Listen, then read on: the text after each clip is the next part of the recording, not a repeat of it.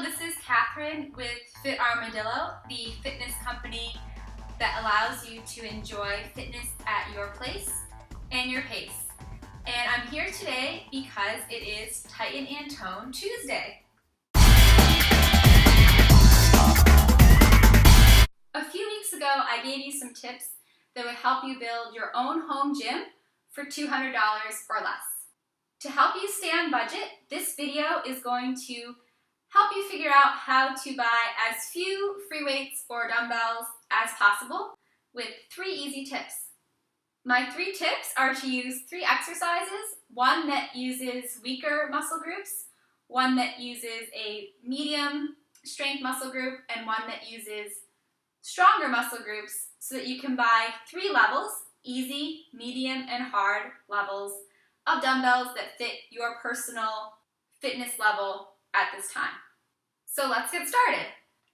In most people, our shoulders are some of the weaker muscles that we have. So I'm going to show you an exercise you can try with some free weights at your local store to see what level of weight you would need to perform a shoulder exercise. This weight will then become the least heavy weight that you'll have in your home gym. So the exercise I'm going to show you for your shoulders is a shoulder raise. Front raise will do. For this exercise, your feet are going to be shoulder width apart. You'll have a little bend in your knees to help protect your back.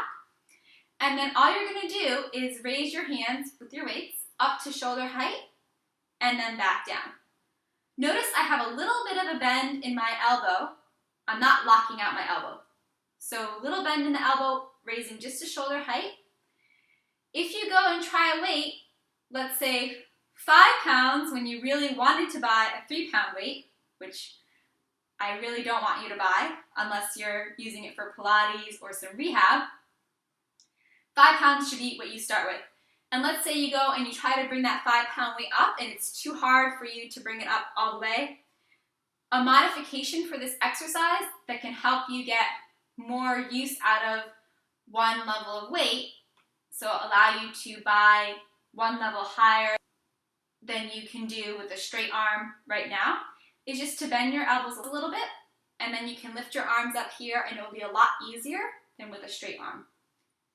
So that's your first exercise. We're finding our lowest level weight by doing a front shoulder raise and modifying a little bit here if we need to, if we're in between weights. Second exercise is for a little bit stronger muscle group, which would be your biceps. So we're just going to do a bicep curl. Again, feet shoulder width apart, little bend in our knees to protect the low back. And we'll have our palms facing forward, standing up nice and tall. And then we're just going to curl up and then back down. So we're only moving from the elbow to the hand when we do this exercise. The shoulder to the elbow stays stationary. So that would be your exercise to find your medium level weight. And then the stronger muscle groups are muscles like the chest and the back muscles. For the chest, you could do a chest press. So lying on your back, you would do a chest press. But you probably don't want to do that in Walmart or Target when you're trying out your weights. So another exercise you can do is a row. So what I'd have you do there is you're just going to have your feet shoulder width apart. Again, little bend in our knees. We're going to hinge forward at our hips until our back is nice and flat. No rounding in the back. And then you're going to have your arms nice and long so you get a stretch. Then you'll lead with your elbows. Arms are really close to the body. Squeeze those shoulder blades together at the top and then bring the arms back down. Those muscles in our back are a lot stronger, so that's going to be the weight that will help you figure out your heaviest weight that you want to use. So you have your 3 exercises you're going to try. Front raise for the easiest weight, bicep curl for the medium level weight, and row for your heaviest weight. Flat back, little bend in our knees, hinge forward from the hips, lead with those elbows, and back down.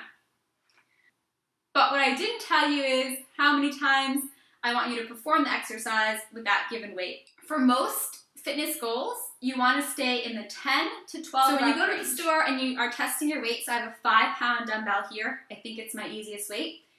I want you to lift this weight as many times as you can, keeping your form, so keeping nice and slow and controlled up and down. If you can do this more than 15 times the given weight, I want you to go up a level. I want you to try the heavier weight. Your goal should be to find weights that you can perform your shoulder raise, your bicep curl, and